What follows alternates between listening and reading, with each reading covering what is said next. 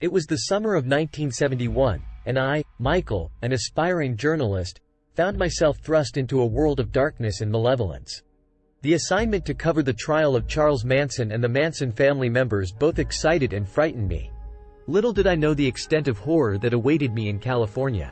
As I arrived in Los Angeles, an ominous atmosphere enveloped the city, shrouding it in an inexplicable gloom. The trial took place in a desolate, creaking courthouse on the outskirts of town, its walls seemingly whispering tales of suffering and despair. Inside the dimly lit courtroom, the sight of Charles Manson sent a shiver down my spine. His wild eyes bore into mine as if he knew my deepest fears. He exuded a charisma so sinister that it seemed to wrap itself around anyone who dared to gaze upon him. His followers, the Manson family members, sat behind him like obedient specters, their pale faces devoid of emotion.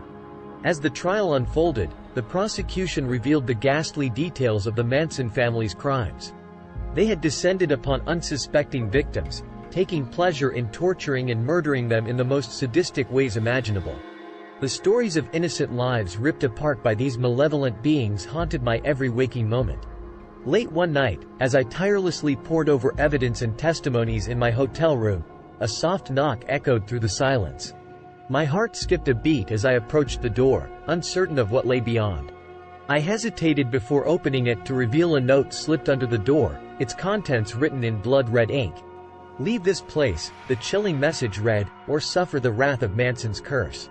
Fear engulfed me, but my journalistic determination pushed me forward. I couldn't abandon my duty, despite the ominous warning.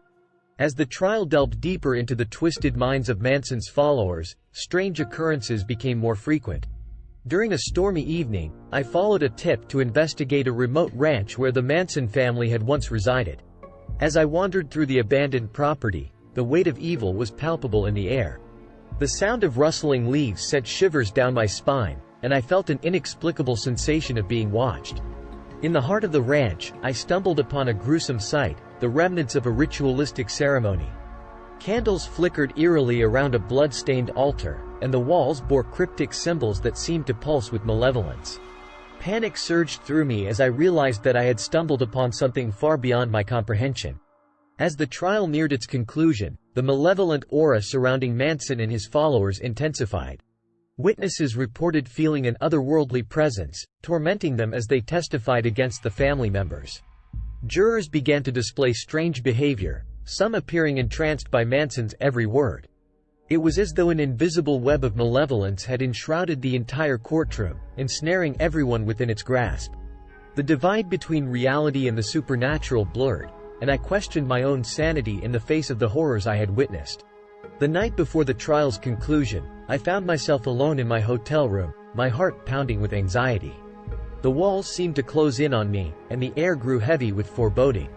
Just as I thought I could take no more, a figure materialized before me. It was Charles Manson himself, grinning malevolently. "You can't escape me," he whispered, his voice sending icy tendrils down my spine. "You're already trapped within my world of horrors." I woke up in a cold sweat, unsure if it had been a dream or a nightmarish reality. The trial concluded, and the Manson family members were sentenced to life imprisonment. As I left California, I carried the weight of the horrors I had witnessed with me. To this day, I can't shake the feeling that I had glimpsed into the depths of evil, and that the malevolence of Charles Manson and the Manson family continues to linger, forever haunting my nightmares and serving as a grim reminder of the darkness that can take root in the human soul. As the trial of Charles Manson and the Manson family came to a close, the courtroom was engulfed in a palpable tension. The ominous aura surrounding Manson seemed to intensify, and the followers' vacant expressions took on an eerie glow as if possessed by some malevolent force. As the jury delivered their verdict, declaring them guilty of their heinous crimes, a collective sigh of relief resonated through the courtroom. Manson himself remained defiant, his unsettling grin never leaving his face. Despite his attempts to project an air of invincibility, he was sentenced to life imprisonment, leaving him confined within the walls of a maximum security prison for the rest of his days.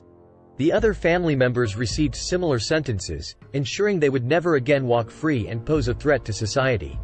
The arrest and conviction of Charles Manson and his followers marked the end of their reign of terror. but the scars they left behind would forever remain etched in the collective consciousness of the nation. Their crimes served as a chilling reminder that evil could lurk in even the most unexpected places, hiding behind charismatic figures capable of manipulating the minds of others. In the years that followed, Manson's twisted legacy continued to echo through popular culture, inspiring countless books, movies, and documentaries. Despite his imprisonment, his name would forever be synonymous with the darkness that can consume humanity.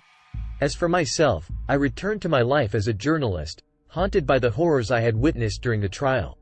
The malevolent energy that had surrounded the Manson family seemed to linger, occasionally resurfacing in my nightmares. I became more cautious, aware that delving too deeply into the abyss of darkness could have lasting consequences on one's psyche. The memory of that fateful assignment would remain with me throughout my career, serving as a reminder of the depths that human depravity could sink. I had faced the embodiment of evil and survived, but the experience had changed me forever. In the end, the Manson family's arrest and conviction brought some semblance of closure to the victims' families, knowing that the perpetrators would pay for their crimes. However, the scar they left on society would never fully heal, serving as a haunting testament to the dark side of humanity. If you enjoy the content, like and subscribe, and comment down below any content suggestion.